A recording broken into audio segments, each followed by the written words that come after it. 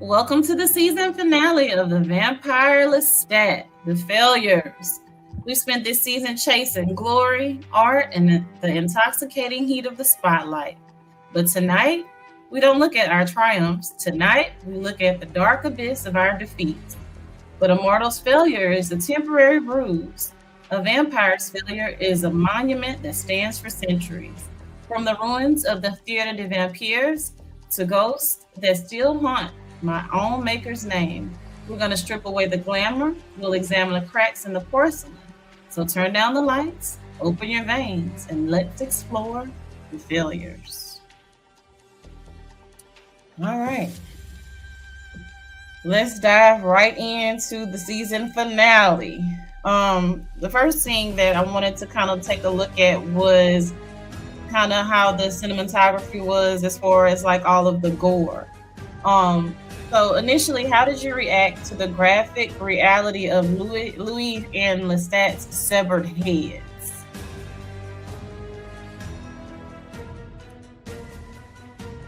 I'll go.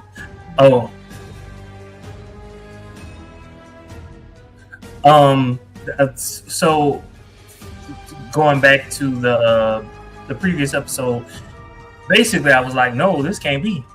No. This show is all about them. What are you talking about? What's happening? So I was a little, discombobulated. I was thrown for a loop. I was like, they got to figure something out because I want my Lestat and I want my Louis. Bear of men. Y'all know how disgusted I was when I saw his head wasn't there. I was like, y'all tripping. I was like, oh, everybody's tripping. But seeing the gore, I said, they're trying to bring it this season. A talking head. Look, to show the power. Hey, Tootie and the Boo, welcome back. Hi, guys. All right. Tootie and the Boo says, I was so shocked that Louis' head was severed from his body, and I was wondering how the hell they pulled that off.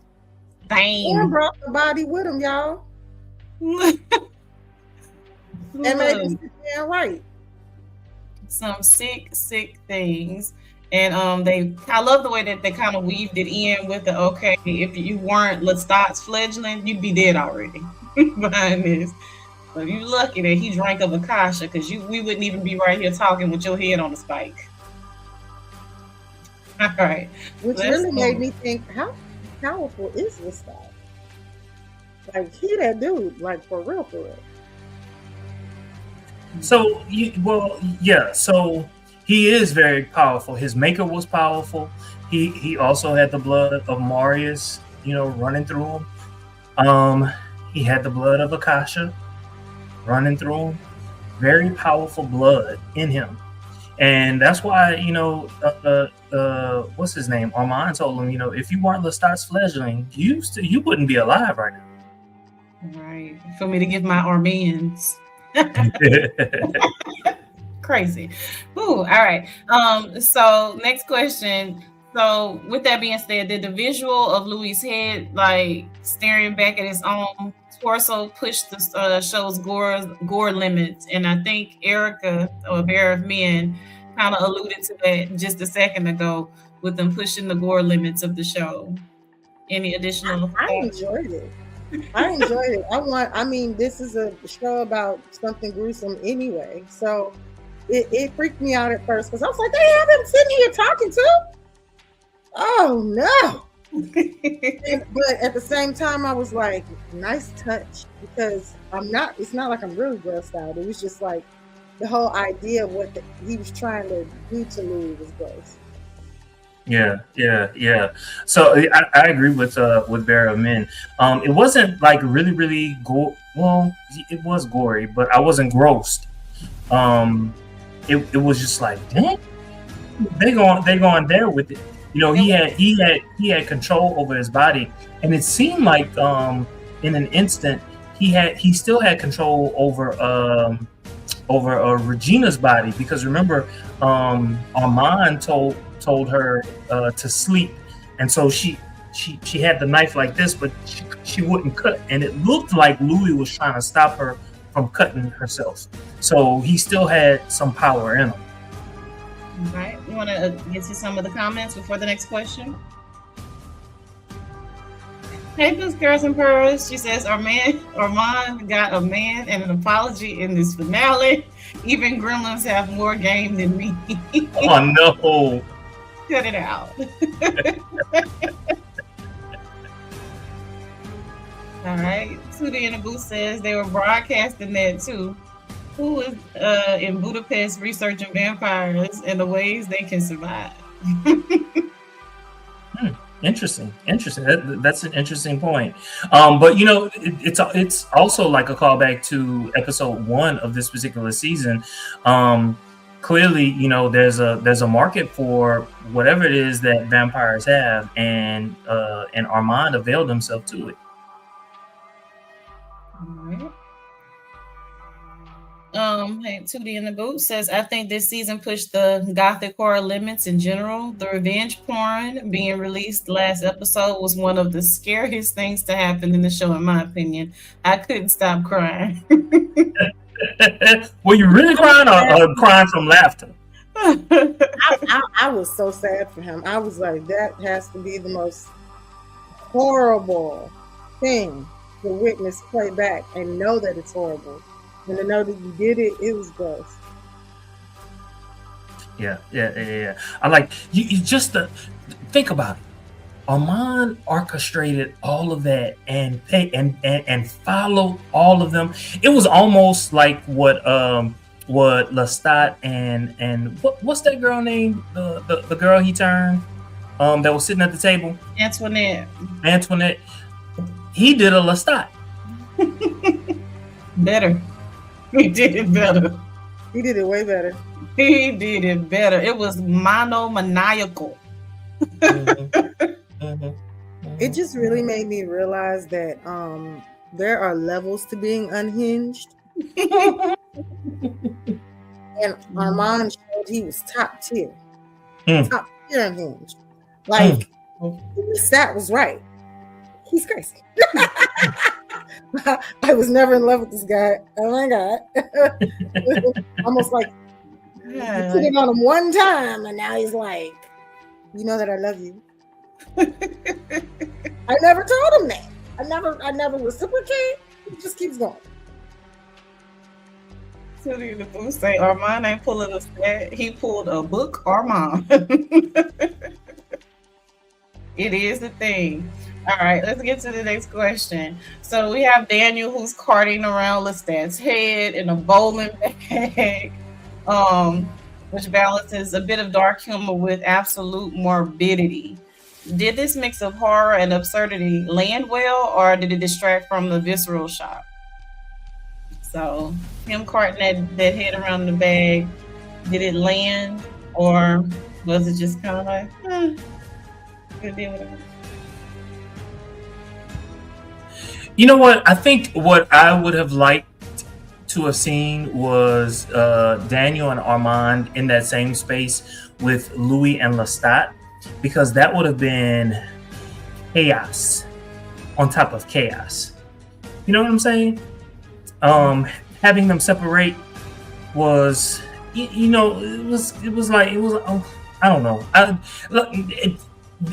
Okay. So Lestat, who's more powerful than Louis, basically had no action, if you will, in the bowling alley. But I guess that's exactly what they wanted, because they wanted us to see Lestat at the table with all of his failures.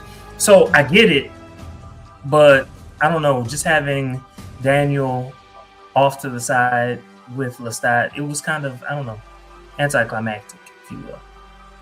I wasn't distracted by it. I think it kind of wanted to, the people wanted to drive the point on how hard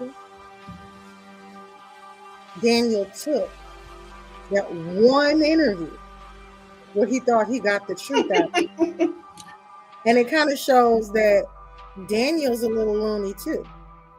I think Daniel being wanted his get backs though. I think he being wanted it, and I think when he got on the vampire side of it, it just kind of amped up even more because they've been playing with Daniel. But the difference is Daniel been wanted to be played with. Facts. And never gotten the kind of like attention he's always wanted from them.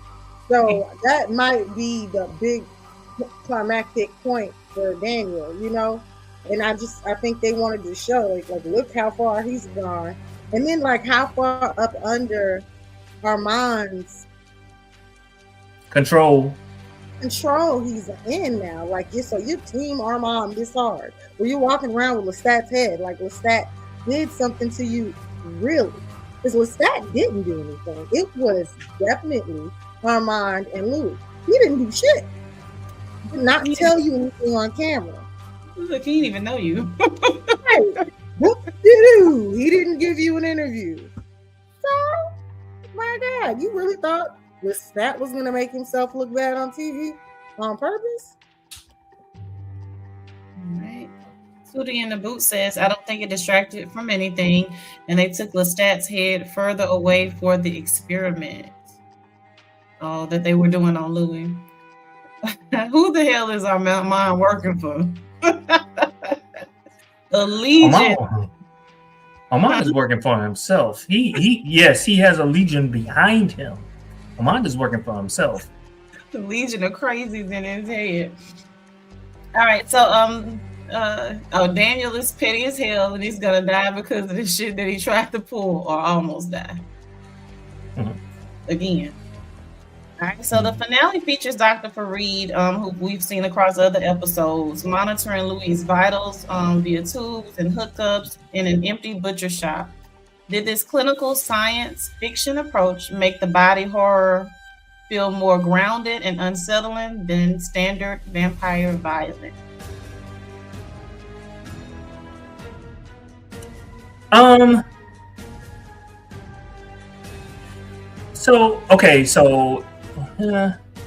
don't know. So in this particular season, they kind of they let us know that that vampires can live without their heads being attached to their bodies for at least a certain amount of time. Especially like when Louis killed that one vampire, and I believe it was episode 2. So it wasn't shocking to see that happen. So I don't know. I think if Louis hadn't done it, it definitely would have been shocking for me. But not so much shocking. I don't know if the word shocking is or unsettling is right. I think it's the clinical approach for me is what was kind of shocking. That they brought Farid back in to have him study, so they kind of brought that science fiction piece into it with studying vampires. So I wouldn't say shocking, but welcome. I wasn't expecting it. I felt like it was unsettling because it was like, why would vampires be doing science experiments on other vampires? Or are these even vampires that he's congregating with, showing this stuff to? Like, who are these eerie, dark people who are sitting here watching this experiment take place at another, well, they don't consider them living anyway, but at another's expense. Indeed. So Tootie in the Boot says, if Armand isn't working for someone, Dr. Farid most definitely is. Everyone. So the question, okay, so I don't know. So part of me thinks that Farid all along has been working for Armand, and he's just been loaning Dr. Farid out to Louis, and then later to Lestat for his own purposes. You said you think he's loaning him out? I think Armand loaned him out. He act like a pimp. He might be a pimp. I don't know. Tootie in the Boot also says, I was more unsettled by Regina being roped into that whole mess. Yeah, that one was that was a shocker. That was a shocker. Seeing her there, the fact that Armand went to such lengths to do what he did with her, like he was the one that got Regina involved in all of that and was telling her what to do. And she also said, he was in my head without his lips moving. I didn't have control. I couldn't do certain things. He was making me do it. I was like, dang. Armand is unmatched. I feel like Armand never got over. I think he might not have been in love with Lestat like that, but I think he was really in love with Louis like that. And I think it just kind of like went deeper. Because first of all, if I wake up with my head off and you read an apology letter to me, and Armand, not an apology. That's a real problem, sir. Yeah. Then I find out while I'm listening in my head that she put this lookalike up to it. You found her first, but sent her after me with your telekinetic powers and shit. Here's the thing that I don't like. I get it. It made sense, but I don't like it. So Armand knows that after a while, a vampire is going to stray. You know what I'm saying? He knew this. He knew another thing. So this was something I mentioned season 2. A lot of you all said at the time, "Oh, I didn't catch that." He said when he was giving his apology, he was just like, "I let you stray with all those men," and I was just like, "Hey, were they having sex with all those men?" Because Louis, he had a big smile on his face when he was talking about all those men. And y'all like, I ain't catch that. Oh my, let that shit happen. I kind of assumed they were open like that to have others involved in their. I assumed that whenever I watched the ending of Interview with the Vampire and I saw how they invited Daniel, I was like, oh, okay, so Armand was a little freaky. You know what I'm saying? He was like, you ain't got to stray. We can do this together. You can have your fun. But it happened in Paris. When he was retelling the story, he was talking about the men that they had together in Paris. It's the Lestat of it all, though. Because whenever we got to see those different viewpoints, we got to see Lestat's view of how things happen versus Armand's view of things how happened that happened with him and Lestat. Lestat kind of just shut him down. Like Armand's like, "I love you," and he's like, "Oh God," and just like walks out of the house. And let me tell you, I don't think Lestat was lying. Like, not at all. So anybody but Lestat, anybody but him. I agree with you, Tootie in the boot. He's so desperate for love. He's just so desperate for love that it just seems like he will endure anything to keep someone around, and that's that scary kind of love.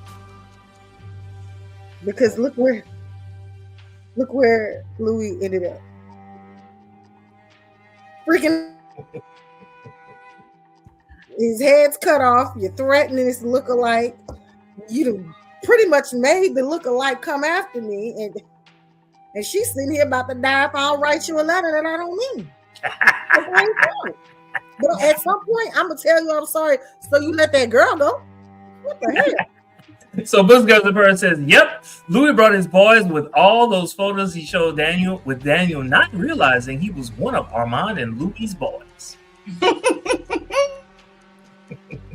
So Tootie in the Boot also says he played the victim so much in his relationship with Louis to the point where he started to believe that it failing was mostly Louis' fault, completely ignoring the fact that he killed Claudia. Yeah, and Louis said he could never forgive that. Not forget, but forgive. You let her die. If you could have rescued her, you could have rescued him. You could have rescued her. You thought he was going to put that out of his mind? That's insane. No one was going to believe that. Right? Tootie the Boot and Satan was lying about it, about everything. All right, so for a season that promised an explosive Rockstar Stadium concert, instead we got an hour of decapitation, butcher shops, and internal purgatory. Did this intense gore serve as a satisfying substitute for some of the missing action in this episode?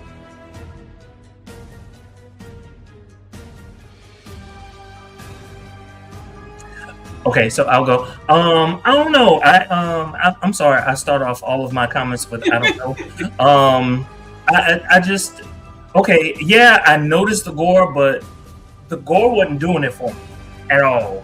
It just it was there, and I noted it, and it's like okay. I think I you know what? You don't necessarily have to give me action. Because a lot of what we saw in season two to me was the better season. It wasn't a whole lot of action. It was just drama. It was like, what the fuck is happening?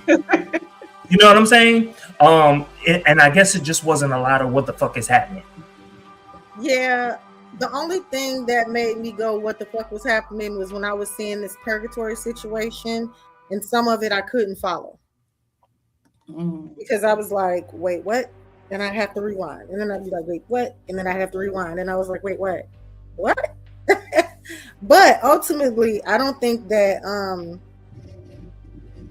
I think the excitement of how they make the show out to be is what really does it.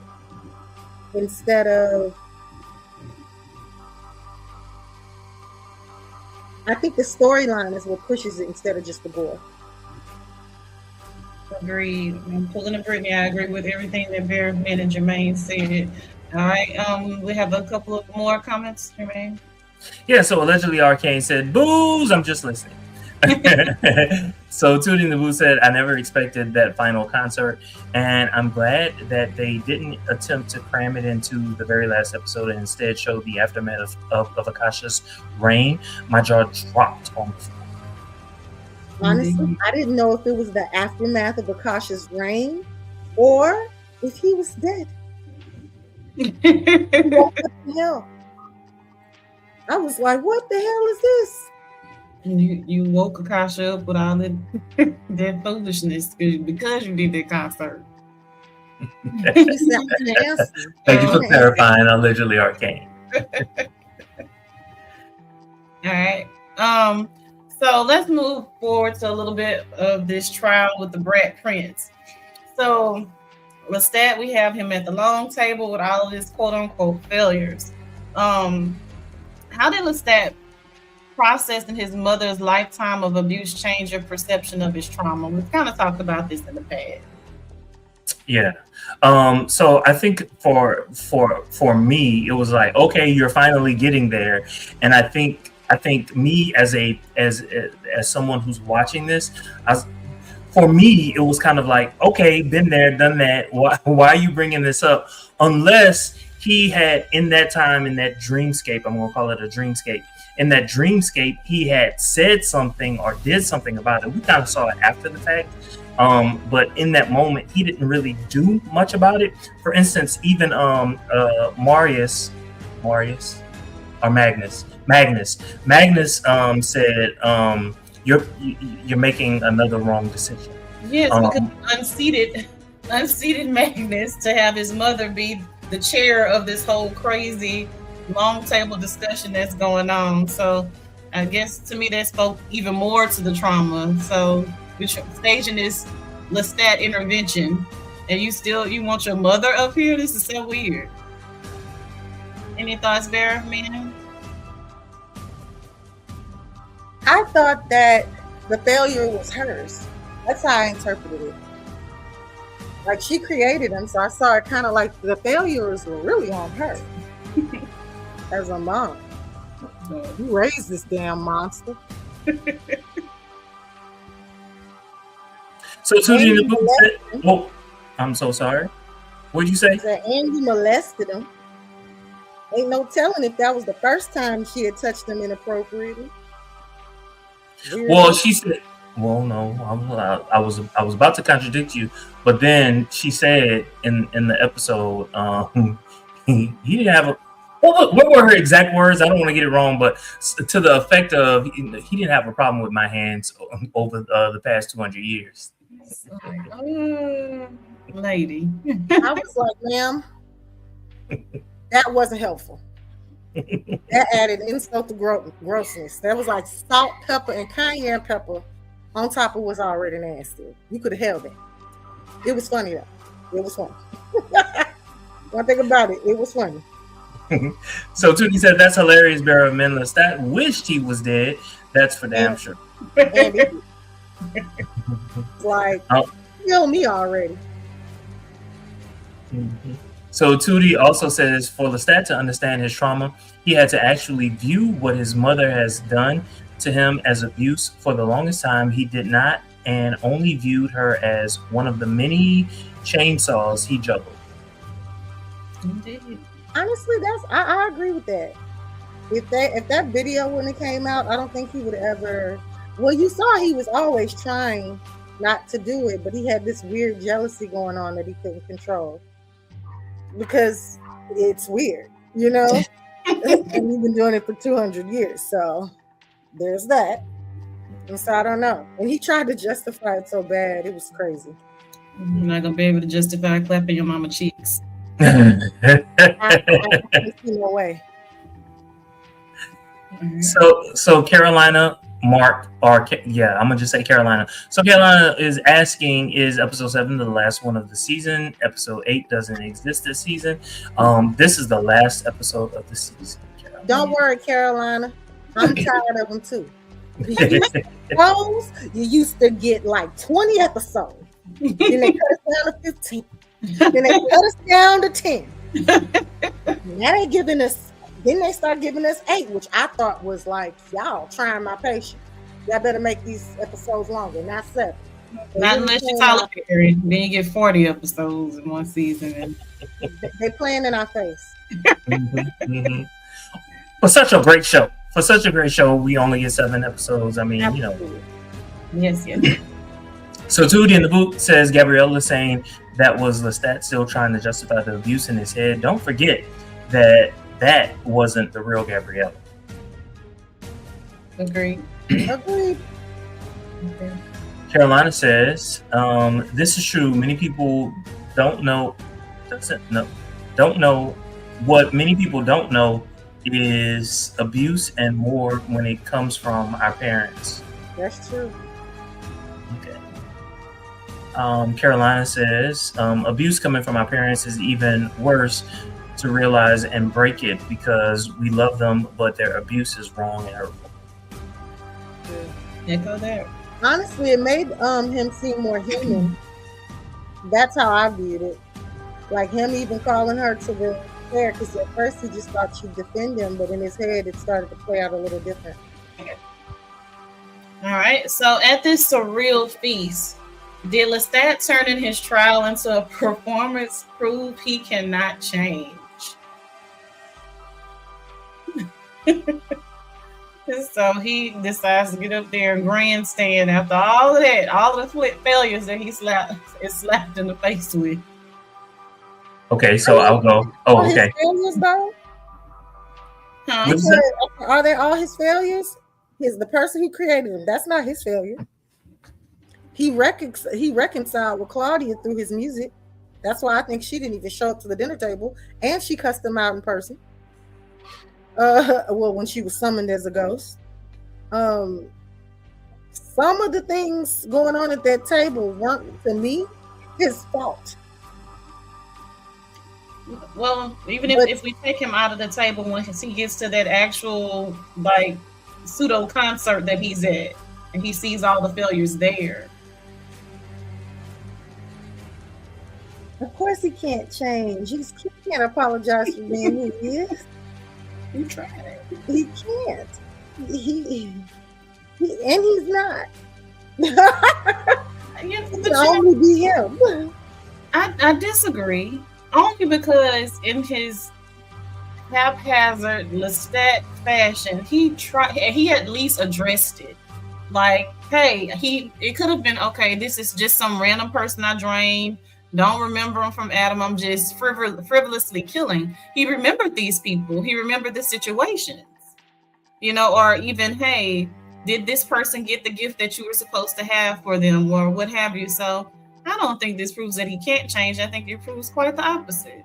Because the fact that you even remember that, you've been around for hundreds of years and you've killed hundreds of thousands, I'm sure. And so you remember. He remembered that he could steal a concert, a whole arena. I don't think that's, I think that's narcissism.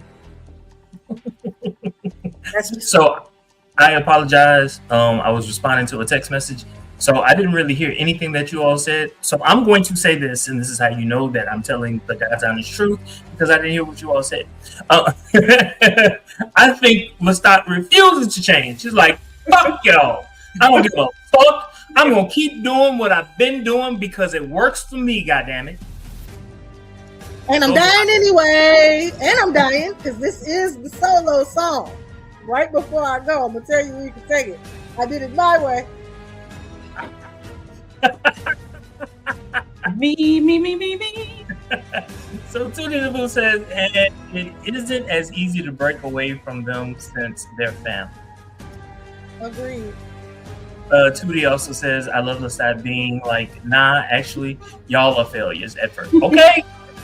Y'all are the failures. I don't have control over y'all. I gave you the gift. You did what you wanted with it. He's not a failure because he tried.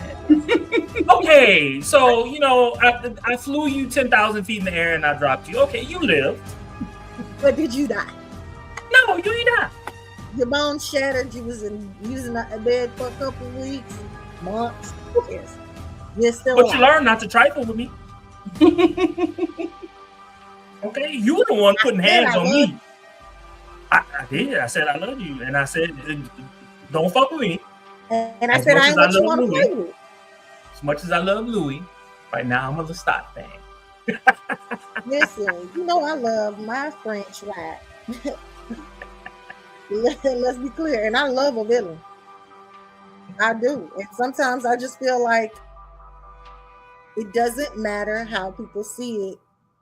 You're gonna be the villain to someone anyway, so you might as well dance and sing while you do it. Mm-hmm, mm-hmm. So Carolina says, yes, and being vampires' emotions are heightened, and being that vampires' emotions are heightened, stronger than our human emotions. Yeah, that has a lot to do with it. Tooting the Boo says, you're right, bearer of men, that not everything the failure finders were blaming him for were all his fault, but Lestat doesn't see it that way. He blames everything that's gone wrong in his life on him. Okay.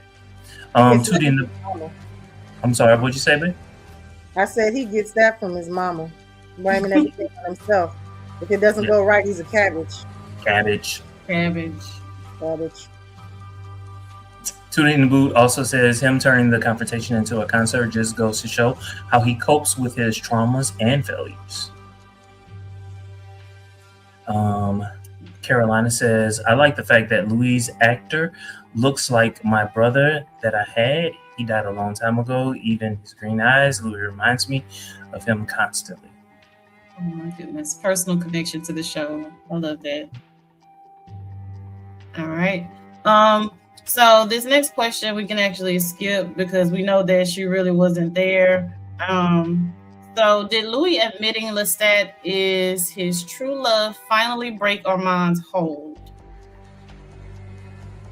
Did Louis admitting Lestat is his true finally? I don't think it was Louis admitting that Lestat was his true love. Did anything for Armand. I think Armand knew that all along, because he was able to read Louis' mind. I think it was Louis admitting how he saw Armand, and how that made Armand look at himself for a second, and then also look at Louis, because what Louis was basically saying was, you're broken, and I know you're broken because that was the life that you lived. How could I not every time look at you think about the life that you lived as a young man? I think Louis putting Armand in that emotional state made him say, God damn it, you do know me. not just that, I think it was also just saying the love that I had for you is the type of love you have for someone that you empathize for and feel sorry for. Like, I thought I could love you out of it. You know, like, but you still, like, but the way you want to love me comes from what I know you went through. Because you just keep loving me. Like, he let him do whatever he wanted to do. I'm sorry. I don't know many people who want to be loved that way. And they don't lose them. Like, the person who loves that way seems to always, like, that seems to be like the moral behind the story. You give them everything. No one's supposed to have everything at your expense, you know, to the point where you have no mind of your own. It's all about what that person wants entirely. Like, he knew he was being loved from that kind of pain place, not the kind of full-hearted, it's just all about you place. It's all about pleasing you because he's needy. I think he felt more sorry for him and felt empathy for what he went through. So Tootie in the Boot says Armand already knew Lestat was the love of Louis' life. He was just trying to change his mind. Louis standing firm on that for once made Armand give up on the thought that he could still have a chance. Okay. So Carolina says, I'll read Anne Rice's books since I started reading them at a very young age. Yeah. Okay. Enjoy. Some of what you see in the show you will not see in the books. In fact, you'll be like, hold up, wait a minute. This was not in the show. So, you know, right. Be forewarned. So how devastating was the reveal that Armand has subtly manipulated Louis since Paris? Again, I feel like we kind of discussed this a little bit earlier on, just with the natural flow of the conversation. But just in your own words, how devastating was the reveal that he's manipulated him since Paris? I was irritated. It made me, I loved Armand at first before I found out about, before the finale. And I found out how much of a liar he was in the interview with the vampire. And I still kind of had empathy for him when he was walking around with these Apollo-line ass letters. And I just felt you say Apollo-line? I love it. Apollo-line. I love it. Apollo shit. Yeah, you ain't fucking apologizing for shit. That's what makes me love Lestat so much. He stand on business. He stands on how he feels. He stands on how he is. He stands on his actions. When Claudia came up in that thing and looked at him, he was like, bring me your malice. Give it to me. Like, it is what it is. Shit, you there now? You know? He kind of got off on it. I think there's a relief in knowing how somebody feels for real. So you can just not think about it anymore. And like, he's always prepared to be held accountable in ways that other characters just are not. And Armand is full of shit with these letters. He's full of shit. And that's Lestat has consistently treated him like he's full of shit. Because he's evil. He's evil. Mm-hmm. So Tootie in the Booth says, I love Louis wanting to die rather than apologize to Armand for loving Lestat. I don't care. Girl. Loved it. So Carolina says Armand may be jealous of Louis and Lestat's love since Armand loved Lestat too, but he doesn't want to admit Louis is Lestat's true love. I get that. I think that it is wild and radical that he fell in love with the same person Lestat fell in love with, and I feel like it's the same. To me, it's like the same way he felt like he loved Lestat. You want loyalty. You don't want love. You want blind loyalty. Like, that's why you were the cult leader for so long. You don't really want love, but you do admire it so hard because you never had it. because I don't think Armand even knows what to do with it. He's so evil. Everybody wants Lestat. Let's just be real. Armand, you're not special. I agree with jealousy though. I ain't gonna say that. I am going to say this. Armand is special. He just wasn't special enough for Lestat. And because he wasn't special enough for Lestat, he didn't understand that, perhaps you should look somewhere else. That's what you know what I'm saying? Because not everybody wants you. Not everybody wants you. And that's okay. That is okay. But he just couldn't deal with it. It's hard to deal with when your maker didn't even really want you, and it seemed like he took so long to make you. Ooh, you talking about Marius? Yeah, who made Armand? Oh, he wanted Armand. He loved Armand. But he had to wait till he was a man first? Yeah, okay, so he loved Armand. Armand was a teenager. He was trying to wait until Armand got older. Even after he turned him, he still loved Armand. It was getting to a point where Marius knew, pretty soon you're gonna leave, like all vampires do. So I'm gonna let you go, right? Like you think that I'm dead, I'm gonna let you go. All right, let's get back to some of these comments. So Tootie in the Boot says Armand has been this way since the beginning. He just hit it better to impress Daniel. What are your thoughts about that? Oh, it looks like you agree. Totally agree. 100%. Mm-hmm. Like nobody even knows he made that boy jump. Not that boy, he's a man, but he made the guitar player jump onto that train. They don't know that he already talked to the one guitar player before he became a vampire. So he already was in his head. That's why I said he likes followers. It's like blind loyalty. You don't want nothing else. This is what I'm thinking happened, and I'm assuming a whole lot. I'm thinking the Talamasca got to Alex, and they were like, it was Armand that made your brother die. And they got to Alex once Alex was already a vampire.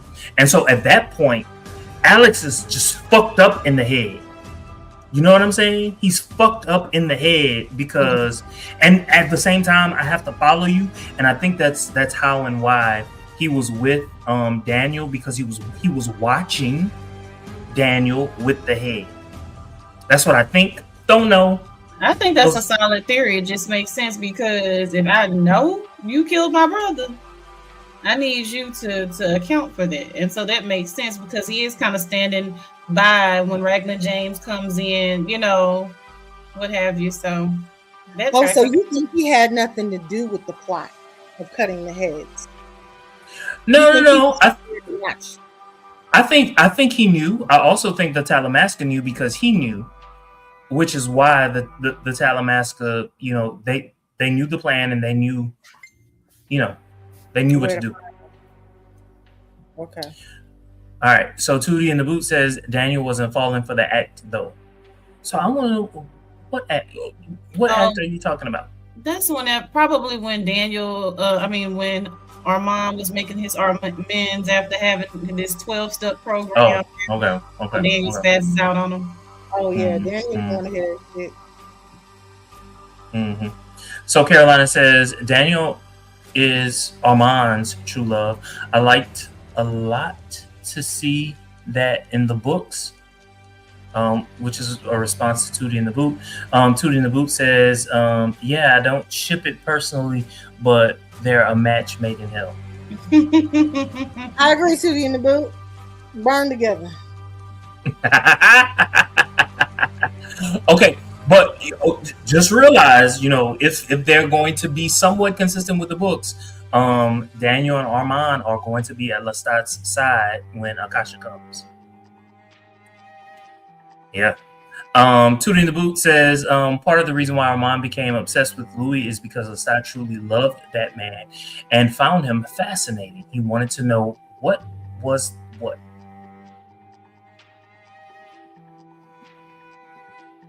If you could love Louis, what is it about Louis that makes you love him? Perhaps I could be that. And he kind of fell into that same trap with Daniel as it relates to Louis. If you could find something with him, what is it about him? And I think it's just that whole thing in his head, like he's always trying to measure up without being his true self. Indeed.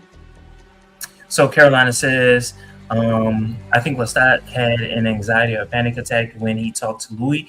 I've felt exactly what he felt, and it's scary and terrible. You must be clearly talking about episode 6 when they were walking outside and Louis confronted him about having sex with his mother. Oh, it had to be an anxiety attack because I couldn't imagine a world where I where I was hiding this for centuries and my secret got out, and not only did it get out, it's on mainstream television and the internet, and everybody's getting to judge it while I'm trying to become a star. Yeah. The blood vomit told it all. I was like, oh, they vomit?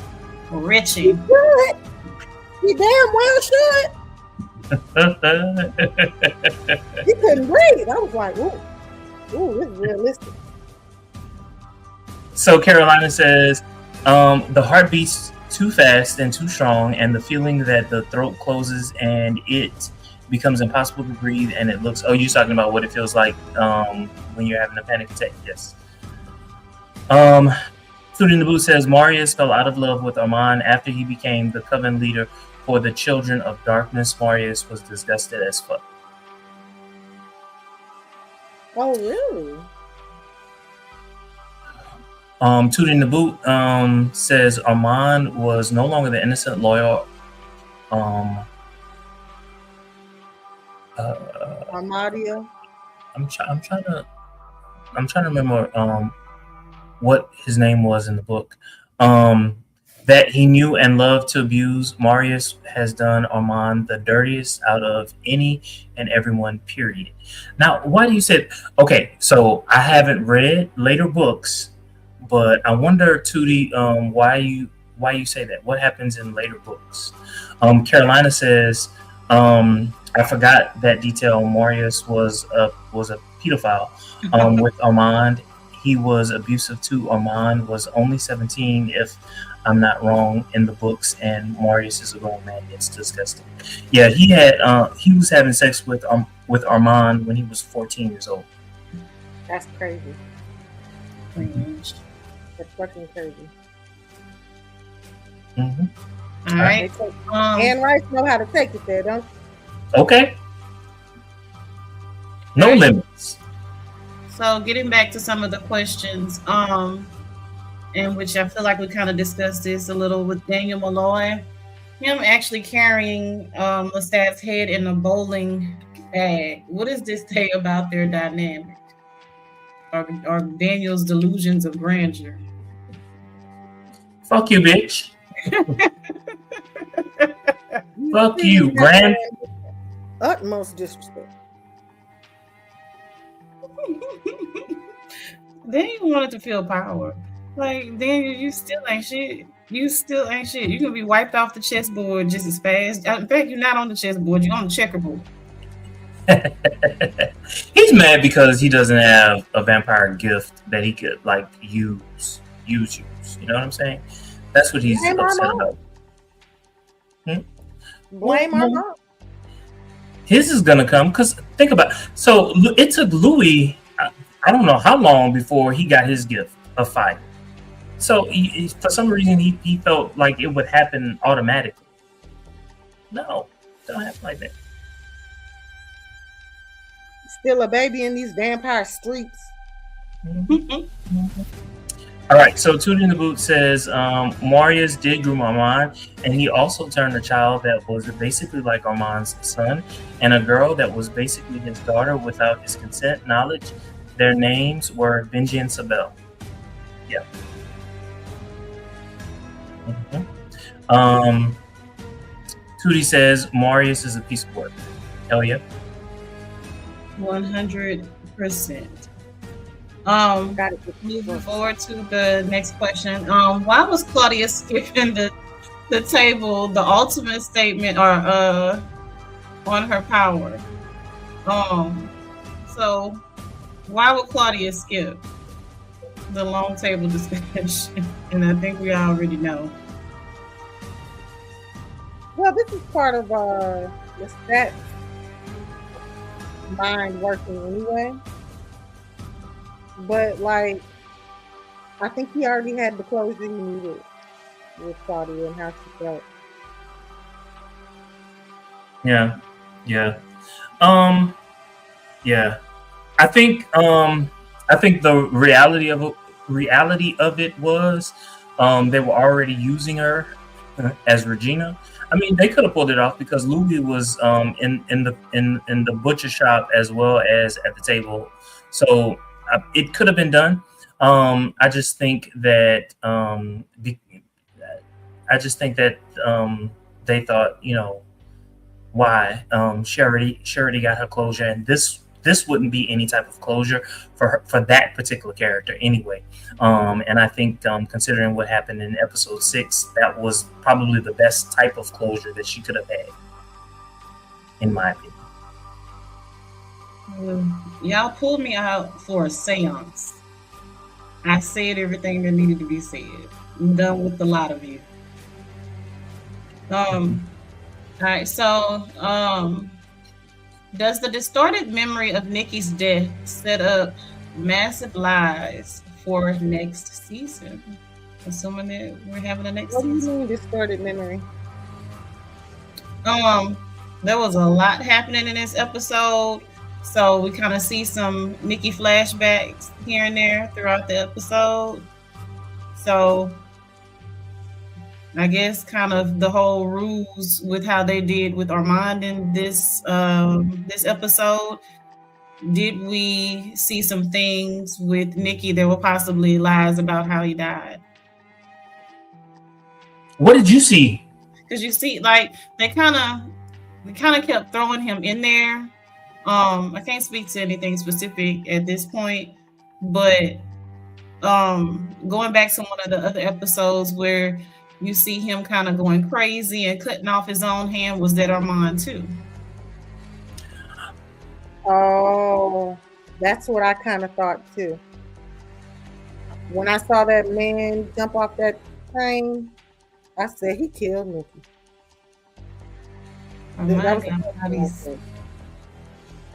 Yeah.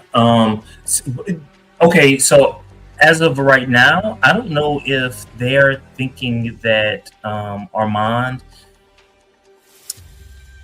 if they were to find out that Armand had something to do with Alex's brother jumping in front of the train, they might be able to put 2 and 2 together. Louis might be able to put 2 and 2 together now that he knows what he did to Regina. It's possible. It's possible that he might be able to put 2 and 2 together, but right now I don't know if it sets up anything, especially with all the action that we're going to see with season 4. They haven't announced. I don't know if they've announced a season 4, but should they have a season 4, I don't know if they'll kind of delve into that. Your thoughts, Carolyn? They're gonna need to dive into it because I'm just seeing all the lies he's told. That's why I say he's just evil and manipulated, and he'll say and do anything for the way. Mm-hmm. All behind this cult he creates. Mm-hmm. So Tune in the Booth says Claudia said all she needed to say, and Lestat respected that. Okay. He already knew the grievances she had, and she ain't want to see him no more. All right. Tune in the Booth says Claudia told those men to stop saying her name. She just put that in writing in Lestat's head. Laughing my ass off. Carolina says Marius in the TV series, I liked his characterization. In the book, I thought he was more like Lestat but older. I'm curious to see Jesse and the Witch Twins next season. Yeah, we will definitely see them. We are claiming this next season. We really are. Yeah. Tootie in the Blue says there were bits of the flashbacks with Nikki that we didn't see to the fullest extent. There was a shot of him crying under Lestat. At least from what I saw, he looked naked, but I'm not sure. Thank you, too. Tootie in the Boot says, I do still think that Armand made Nikki chop his hand off so he could have a definitive excuse to kill him. I do agree with that. 100% agree with that. All right. So we get to see Paul Dupont de Lac. So why did Paul appearing to Lestat feel so deeply comforting? And did this appearance confirm our theory that Lestat convinced Paul to end his own life by having him there amongst the other failures? Because why else is Paul there? Right? That confused me because I said to myself, if these are all the people he killed, did he kill this man?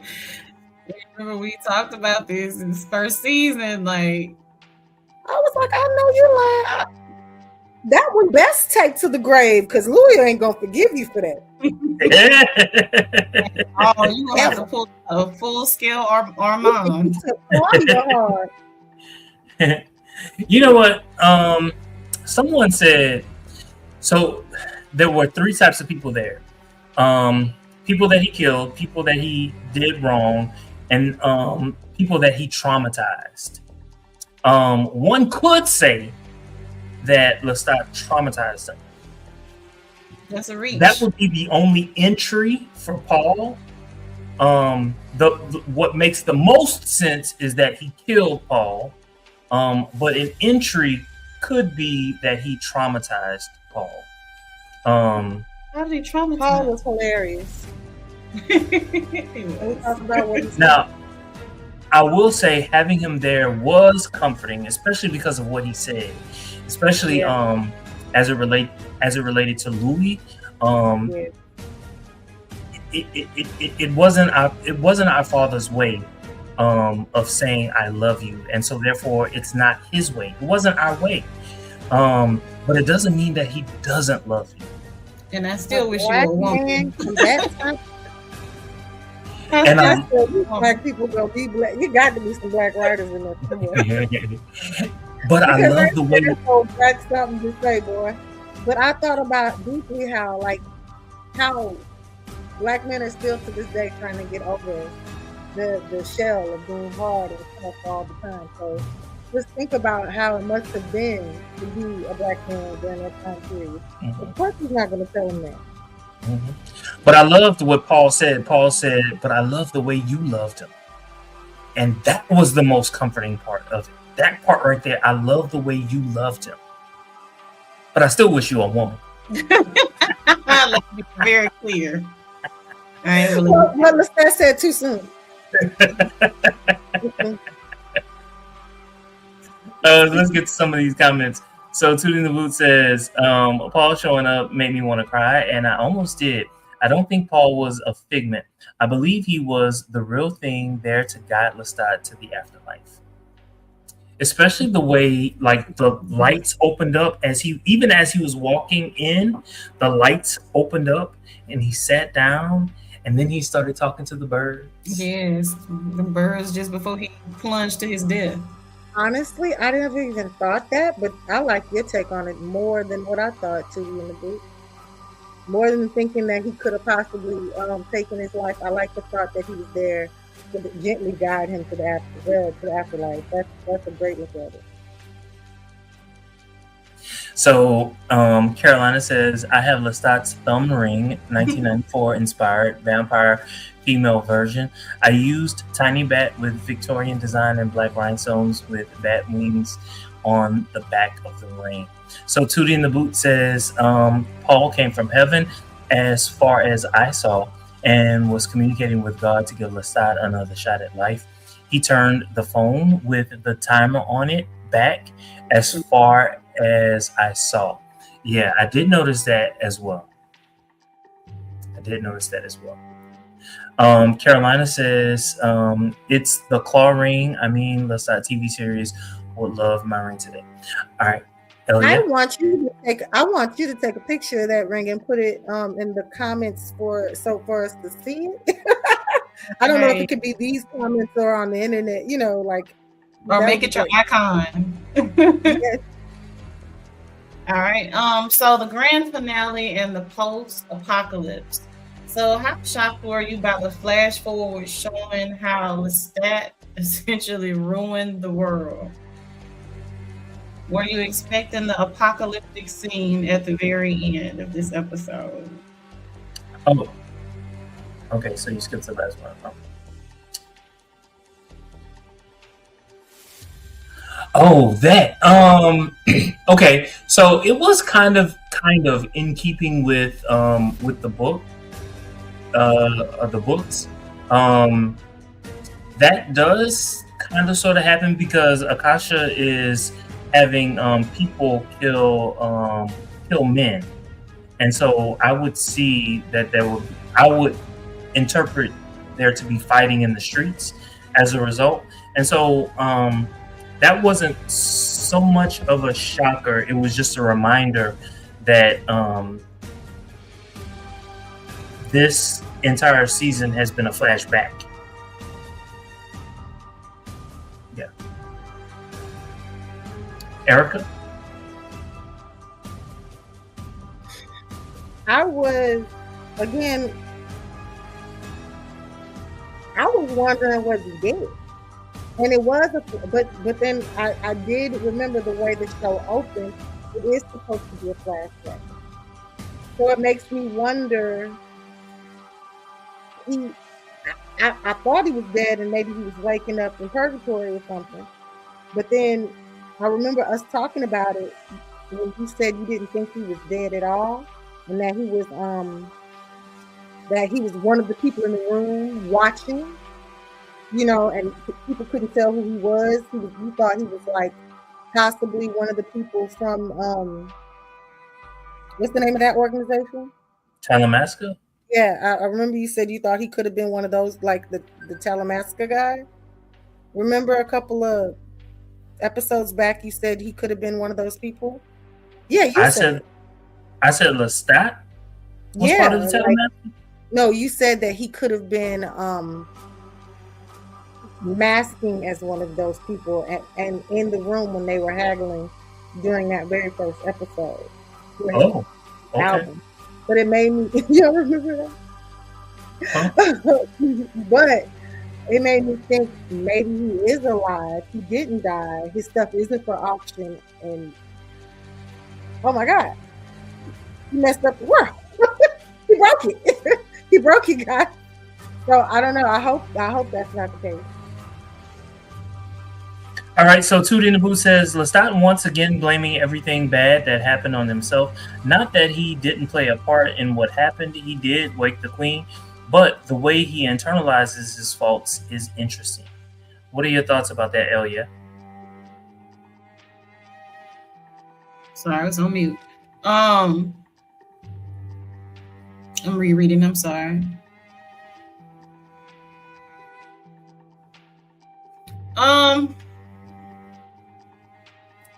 I don't know. I don't know how to respond to this. Other than Lestat being a masochist. Because of course the whole world ending is my fault. It's on me. I mean, especially I'm gonna call it a dreamscape. The dreamscape that he went through, I could see him, kind of faulting himself, and for waking Akasha. But I don't think that I would have internalized it all that much, because he wasn't the one that was, out there. How many hundreds of thousands of vampires that had been turned? He wasn't making hundreds of vampires. So no, he had nothing to do with that. He had nothing to do with Akasha. It's kind of like them blaming the faults of his fledglings on him. Why should he get the blame for what everybody else is doing? Nah. I get it. Maybe that there might be like a passing thought in his head, but I don't see him resting on that. Bear of Men, what are your thoughts? I didn't dig that deep into the ending and think that's what he was doing. I just think that he was shocked. He was just initially shocked when he saw it. So, Tootie in the Blue says, I knew the show would flash forward to Lestat in the present day when he was recording the failures. It wasn't really the present day since the season started with the auction. Okay. Carolina says, voice of the bird, God speaking to him, Paul out of nowhere doing what he did in the end. He seemed to have an hallucination, so it's likely that it was this disease that he had. All right. Tootie also says, golly, y'all, I just want to see what happens. I don't think Lestat body swapped with Raglan, but I could be wrong. No, I agree with you. I don't think that the body swap happened just yet. They're referencing a later book. Okay, I'm about to body thief. Is that one? Huh? I'm sorry, what'd you say? Is that the body thief, or is that a different book? So Raglan James, the guy from the Talamasca, he ends up switching bodies with Lestat. So Lestat gets to be a mortal, and Raglan James inhabits the body of Lestat. Oh, I had no idea. Tootie also says Lestat wasn't making all those vampires, but Lestat did provide them an anthem, as he put it. He 100% blames himself for everything that happened after that. I hear you, Tootie, but I disagree. All right. Looks like we have one more comment. So Carolina says Lestat and Akasha, it's like Tom Cruise and the Mummy. Amanette 2017 movie RPG. I played Lestat once, and Lestat met Amanette, and I didn't know she wanted to destroy the world like Akasha. Okay. All right. Season finale 7, oddly enough. The failures, Mayfair to 10. Is it? I'm sorry. No. You want to tell us what? I don't know. I think they did a good job. I just think the roundtable discussion about his failures with, like, in this purgatory state, stretched a bit. And the head being off stretched a bit. I would have liked a better wrap up leading into the concert, because this is the concert, right? It's the day of the concert. Yes. Yeah. So, like, I guess I read The Queen of the Damned, and it made me want concert. So the whole time, I just didn't think they were gonna rap like that. I didn't know it was gonna be a whole hallucination, purgatory situation. I was a little let down, but it was still good. It wasn't better than episode 6. Yeah. I give it a 6. And I give it a 6 because, yes, I do. I give it a 6. You can't give me episode 6 and not have me thinking that episode 7 was going to burn episode 6. They did a lot of interesting things in this particular episode. I happen to believe that. I believe, chopping the heads off and making Louis see Regina and admit the things that was good. But there were like a couple other things that were like not even memorable. Like, to be honest with you, next year or whenever we get season 4, I'm going to forget that Daniel had Lestat's head in a bowling bag, and he was bowling, talking shit to Lestat. I'm going to forget that. I am, right? And it's not that I necessarily need to see the concert, because that wasn't necessary for me. But I would have loved a better ending to this season. I think they did a really good job of setting things up for a nice season finale to set up season 4, and I think that they kind of dropped the ball on it. It fell flat. So episode 7 for me is a 7. In a way, it was a little bit all over the place for me. Not horrible, but there was just so much going on, but not enough to keep my attention consistently. So I had to, much like Bear of Men, and I think you said the same thing, Jermaine, like kind of rewatch, rewind, look at some parts like, okay, what's going on? Okay. So I think they took a lot of risk, and I don't think it landed overall for a finale for me. So I'm not gonna Mayfair it, but I'm gonna say Falls, maybe right around a 7. I know it's greedy of me to want to see Akasha again because she did so well in that one episode, and so the greedy part of me wanted them to weave her in at least one more time, even if for 15 seconds. Just put the head in, just something, because that scene with her was so powerful in that episode that I wanted more. Right, literally. And so Tease me. just rub it around something, Just but tiptoe on.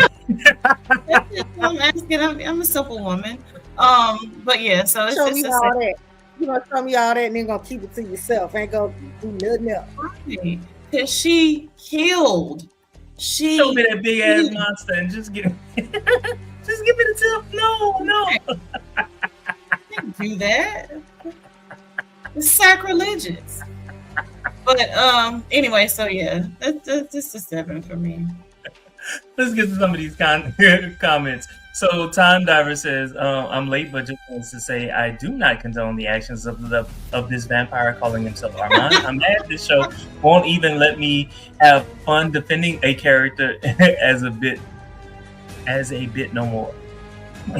As a bit no more. Yeah, Armand, motherfucker. Motherfucking Armand. That's the only way you can say it. You can only go there with him. What'd you say, Barryman? I said you can only go there with him. This motherfucking Armand. Like. So Tootie in the Boot says, the Witch's Play scene was better than I could have ever anticipated. The music was impeccable. I did not expect to see that. I thought they would have let that go, but they brought it back, and I actually think that was pretty good. I forgot about this. There's another scene I forgot about, but I think that it was pretty good because it made Gabriella. You kind of understand her just a little bit more than what it did to Lestat. You understand Gabriella because she didn't want him to stay where he was, and it revealed that he still stayed. She wanted him to leave, but he still stayed. He stayed until he was 30, and basically she was saying, at least in his mind, that he's weak. That's what I got out of that.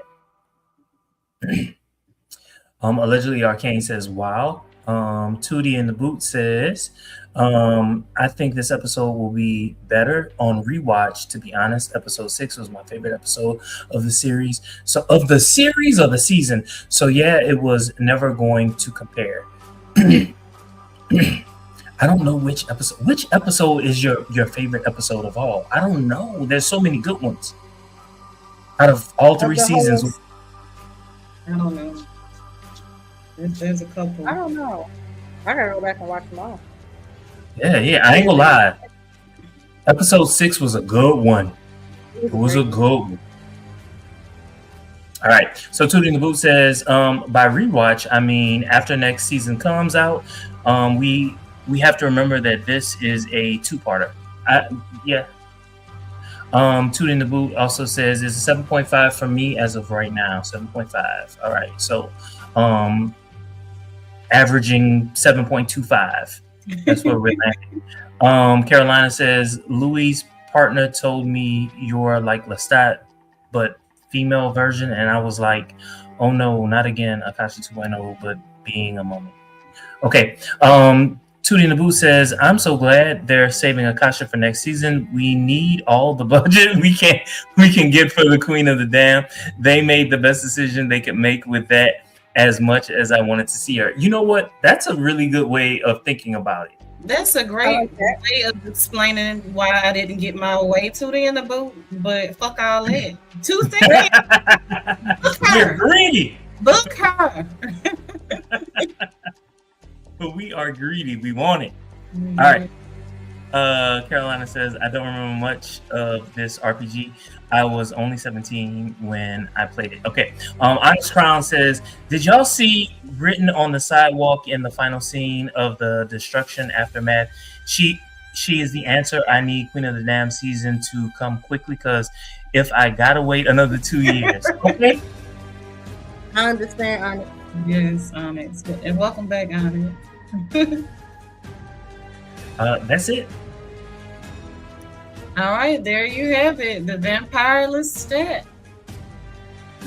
That's it. That's all. Hopefully coming soon. Don't forget to like, comment, and subscribe, guys. And thank you for showing us so much love in the comments over the course of this season. We have enjoyed the interaction with you all.